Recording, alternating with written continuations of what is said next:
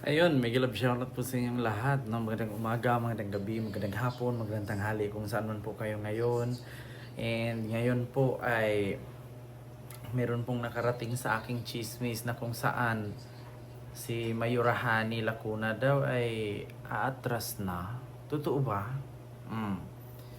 No, ito chismis lang ha. Sa chismis kasi minsan totoo, minsan hindi. Para sa akin, no, in my opinion lang, kung tutuusin talaga, umatras na. Alam mo bakit? Hindi siya mananalo kay Isko. Alam mo kung bakit? Isa lang masasabi ni Isko dyan eh. Pinatuloy mo ba ang naumpisahan ko? Pagtanungin ang taong bayan, sasabihin ng taong bayan, wala pong nangyari, Yorme. Yung pabahay mo, ganun pa rin. Yung mga nakalista na proyekto na yung pabahay, wala pong nadagdag, yun pa rin. Yung iba nga, hindi nga ina-update sa taga Maynila eh. Kahit katulad nung sa San Lazaro, mayroong pabahay si Yorme. Hindi in-update ng kasalukuyang mayor. Yung doon sa may Pedro Hill, sa San Sebastian, meron pa na hanggang sa 2025 pwede nang tirhan pero hindi in-update at hindi rin nadagdagan.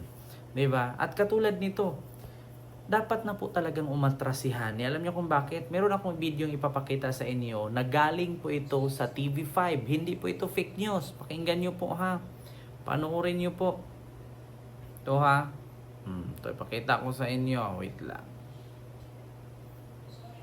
Ayan o, ayan. Pakita ko sa inyo ha. Ayan, pakinggan niyo po. Planong bawiin ni Isko Moreno ang pagka-alkalde sa Maynila mula sa dating kaalyadong si incumbent Mayor Hani Lacuna.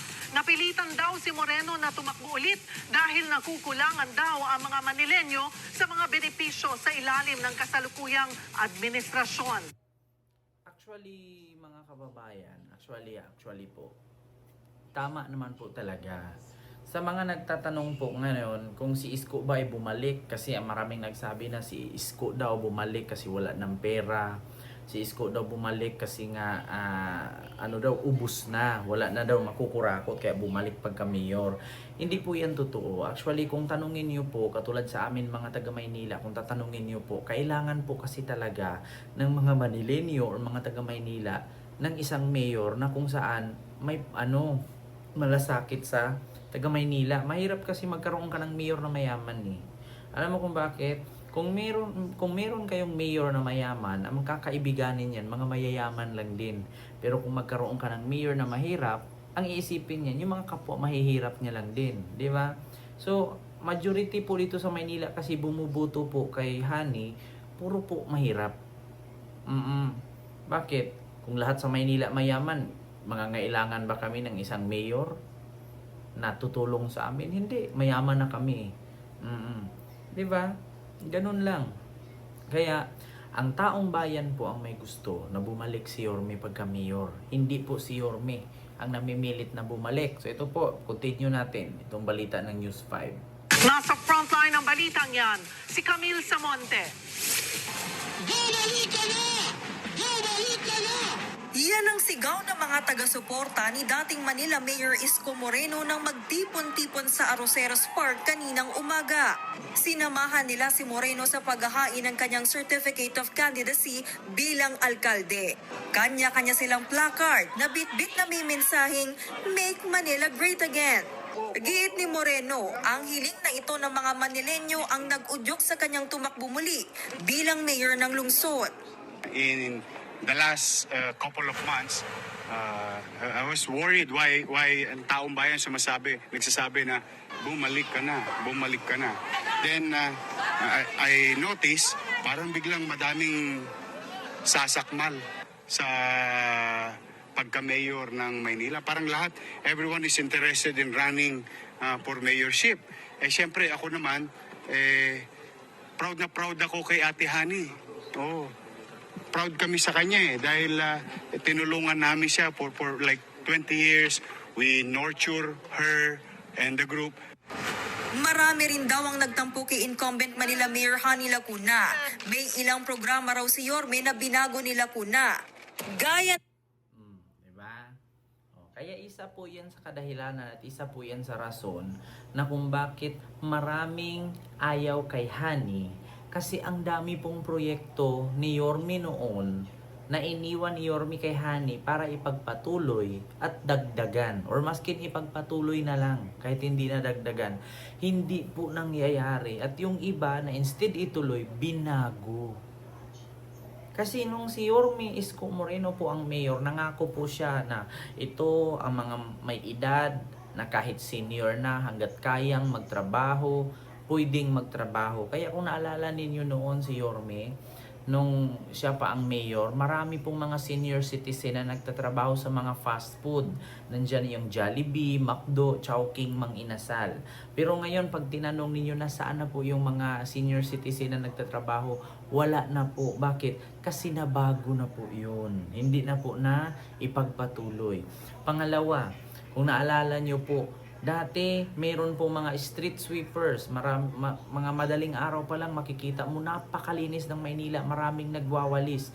Pero ngayon, hindi nyo na po makikita ang dugyot po ng kanal ng Maynila. Kaya kunting ulan lang, baha. Tapos pangatlo dyan, yung pangako ni Yorme na ayuda sa mga senior citizen, no, yung mga binibigay sa kanila na allowances, at kapag nag-birthday ka, may cake ka, may matatanggap kang pera.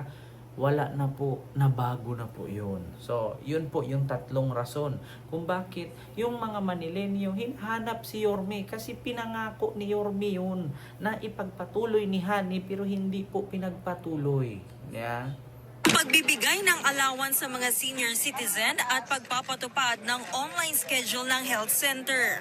Gusto rin daw baguhin ni Moreno ang estado ng Maynila pagdating sa turismo at crime index. I respectfully ask Ate Hani na kako nananawagan yung taong bayan, ayoko naman magbingi-bingihan. Baka ate pwede akong bumalik sa pagka-mayor. And swiftly, she answered, "No, I'm running for re-election." Nagulat nga ako na hindi ko akalain na ganun ang magiging reaction. But hayaan nyo na lang yung Ate Hani ko. I mean, let it be. Hindi pa raw niya ulit nakakausap si Lacuna mula nang ipaalam niyang tatakbo siya bilang mayor. Dinepensahan din ng dating alkalde ang 15 billion pesos na inutang ng Manila LGU sa ilalim ng kanyang administrasyon. Sabi ni Lacuna, aabutin niya ng 20 taon bago mabayaran. Pero giit ni Moreno, kinailangan niya itong gawin dahil sa pandemya at sa mga proyekto at programang kailangan pondohan. And I've never Ito, may tanong ko lang. Yung 15 billion daw na utang ni Yorme, yung 15 billion na utang, kailangan daw, aabot daw ito ng 20 years bago matapos bayaran. Bakit kailangan aabot ng 20 years? Samantalang ang kinikita naman ng Maynila sa kada taon ay mahigit 30 billion. 25 to 30 billion a year. So bakit hindi mo pwedeng bayaran kahit tag 5 billion man lang every year? So kung 15 billion, 5 billion a year, 3 years lang tapos na. 'Di ba? So bakit kailangang sabihin maaabot pa ng 20 years bago mabayaran ang utang na 15 billion ni Yorme noon? Aba, kakaiba. 'Di ba? Pakinggan natin yung sagot ni Yorme diyan. hide. Every single day, nagre-report kami sa taong bayan. Ito utangin natin, ito bibili natin. Ito kasi natatakot ako baka magutom yung 2 milyong mamamayan sa lungsod ng Maynila. Bagay na ipinagpapasalamat ko sa Diyos, bakuna, gamot, ospital ng COVID, doktor, nurses, gamit, equipment, at higit sa lahat, walang nagutom sa Maynila. Si Chi Atienza ang magiging running mate ni Moreno na tatakbo bilang vice mayor. Nagain din ng CUC ang anak ni Moreno na si Joaquin Domagoso bilang konsehal ng 1st District. Habang pambato naman ni Isko sa 3rd District ang vlogger na si Mocha Uson. Nagbabalita mula sa Frontline, Camille Samonte, News 5.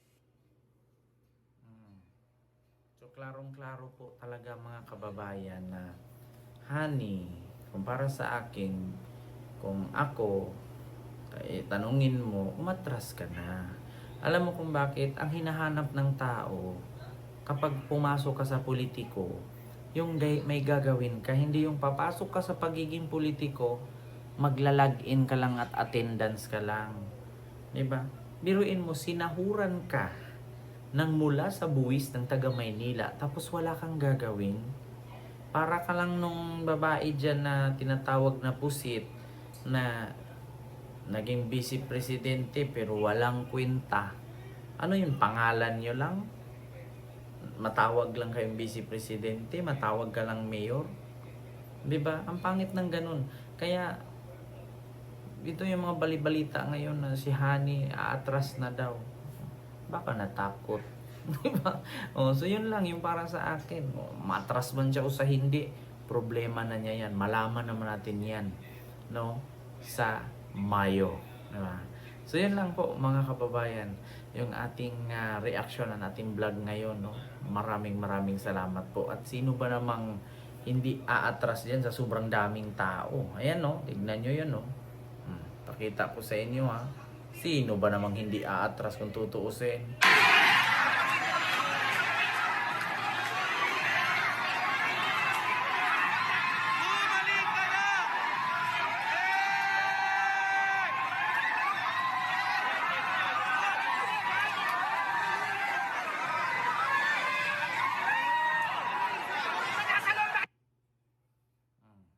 Diba?